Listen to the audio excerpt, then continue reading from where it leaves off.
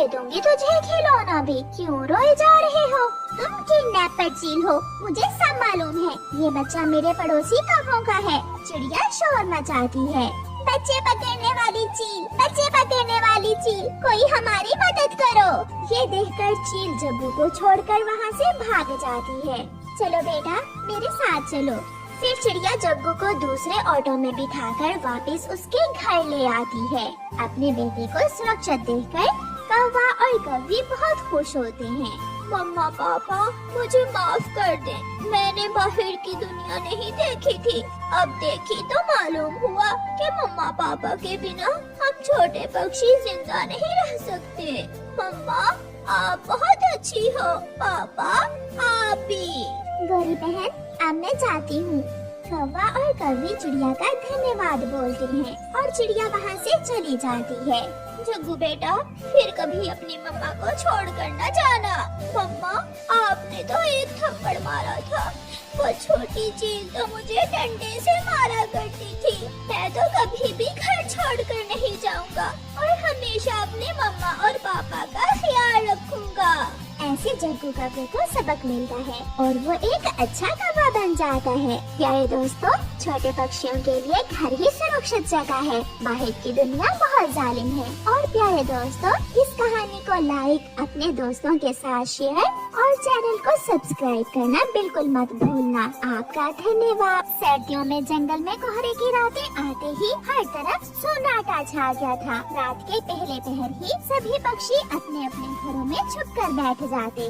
बच्चों, आज तो बाहर कुछ भी नजर नहीं आ रहा। एक अंधेरी रात और दूसरा कोहरे का कहर। मम्मा, ऐसे मौसम में चोर भी आ जाते हैं क्या? मम्मा, मुझे चोरों से बहुत डर लगता है। नहीं बेटी, अभी तक तो किसी के घर भी चोरी नहीं हुई। इस बार जंगल में कोई भी चोर नहीं है। कालू, दिन आगे, हमारे साल भर का भोजन जमा करने के दिन आगे हैं। मगर गोरी, अब सबको पता चल गया है कि जंगल में चोरियां हम ही करते हैं। इस बार अगर हम चोरियां करने के तो पकड़े जाएंगे। कालू, मेरे पास एक उपाय है। तुम अपने मामा जी को यहाँ ले आओ। उसे तो कोई जानता भी नहीं है और तुम्हारी तरह वो भी एक नंबर का असली चोर है। हाँ गोरी, ये अच्छा उपाय है। मैं कल ही अपने मामा जी के पास जाऊँगा। सुबह हो जाती है। कालू कौवा अपने मामा जी के पास जाता है।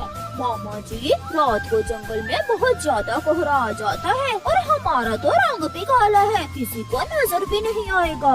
हाँ तो ठीक है तुम्हारी कालू, मगर तुम मुझे चोरी किए हुए माल से आधा हिस्सा दोगे तो फिर मैं तुम्हारे साथ जाऊंगा चोरी करने। मामा जी, डील पक्की हुई। आधा हिस्सा मेरा और गोरी का और आधा आपका। मगर मैं चोरी करने के बाद तुम्हारे घर में ही आकर छुपूंगा।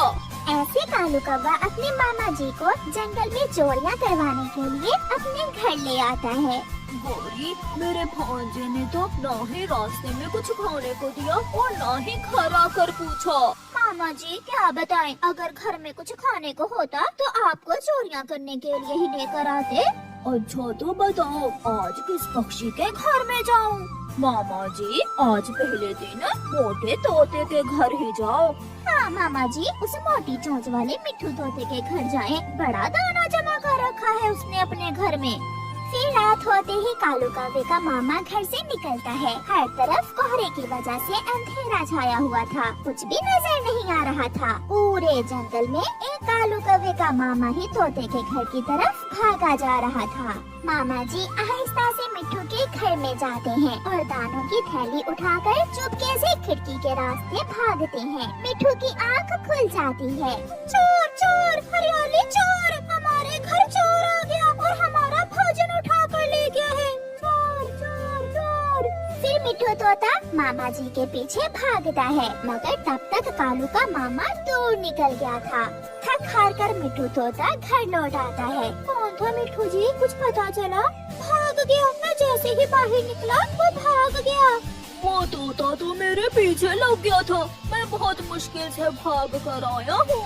मामा जी, उसने देखा तो नहीं आपको हमारे घर आते हुए? नो नो, मैं तो उसके घर से बाहर निकलने से पहले ही भाग गया था। दूसरे दिन चिड़िया मिट्ठू तोते के पास जाती है। मिट्ठू, उस चोर का रंग कैसा था? मैं मैंने देखा ही नहीं। जैसे ही मैं उठा तो वो खिड़की के रास्ते भाग गया था। इसका मतलब अब हमें सावधान रहना होगा। वो चोर अब किसी के भी घर जा सकता है। जालिम हमारे घर से ठंड के मौसम के लिए जमा किया हुआ सारा ही भोजन ले गया। हरियाली बहन, आप चिंता न करें, मेरे पास भोजन है। मैं उसमें से कुछ दाना आपको दे दूंगी। सारा दिन कौवे मजे मजे से सोते रहते हैं और सब पक्षी अपने अपने काम करते हैं। कबूतर आज दाल और कुछ चावल घर लेकर जाता है। लूसी, ये लो दाल और चावल और खिचड़ी बना लो। ठंडे ठंडे मौसम में खिचड़ी खाने का बहुत मजा आएगा।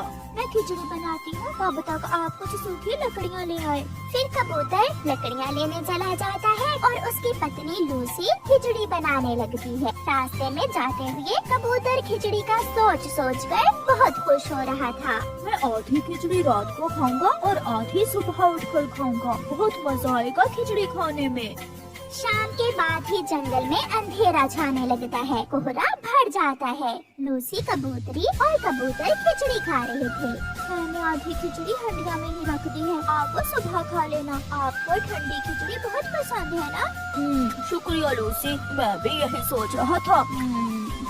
मामा जी उठे उठे मामा जी, बहुत सो लिया है, अब धंधे पर जाने का टाइम हो गया है। कालू का मामा जी भी उठ जाता है।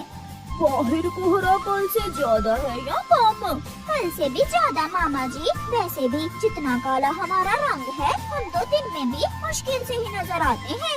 आज कहाँ जाऊँ मैं? मामा जी, वो कबूतर है ना, उनके घर में से भी जरूर कुछ ना कुछ मिलेगा। तो मेरा इंतजार करना, दरवाजा खुला रखना। मामा जी घर से निकलते हैं। मामा जी को तो ठंड भी नहीं लग रही थी। वो तो ऐसे उड़ रहे थे जैसे कोई जवान कौवा हो। आसमान से कोहरा बारिश की बूंदों की तरह गिर रहा था। दूर तो क्या, पास में भी कुछ दिखाई नहीं दे रहा था। एक बार तो कालू का मामा एक पेड़ से टकराता है, मगर वो उड़ता है और फिर से उड़ता है। शेर है दाने और इस हंडिया में क्या छुपा रखा है इन कबूतरों ने? खिचड़ी। अरे कालू के मामे, किस्मत तेरी। फिर कालू का मामा जी भर के खिचड़ी खाता है और कबूतर के घर से दाना लेकर भाग जाता है। दूसरे दिन कबूतर जब उठता है तो हंडिया में खिचड़ी ना देखकर लूसी से कहता है, लूसी, क्या खिचड़ी तुमने खाई? नहीं पति जी, मैं तो अभी अभी सोकर उठी हूँ। दानों की थैली भी नहीं है। हम लुट गए पति जी, खिड़की भी खुली है, मैंने रात को खिड़की बंद की थी। दाना भी ले गया और हमारी खिचड़ी भी खा गया वो चोर। हम लुट गए लूसी, वो सब कुछ ही ले गया।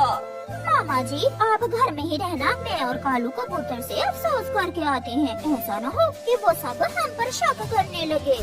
मेरी तरफ से उनकी खिचड़ी का अफसोस भी कर लेना, मैंने रात को उनकी हंडिया से खिचड़ी भी खाई थी।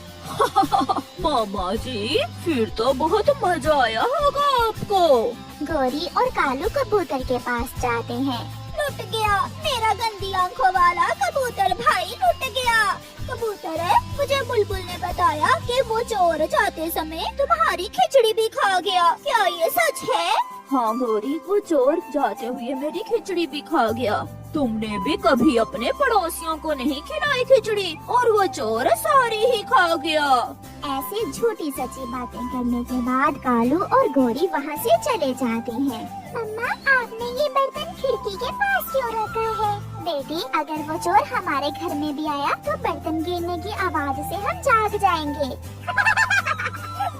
और फिर वो चोर पकड़ा जाएगा, है ना मम्मा? हाँ बेटी, अब आप सो जाएं। फिर मम्मा चिड़िया और उसकी बेटी सो जाती हैं। मामा जी, आज मैं भी आपके साथ जाऊंगी।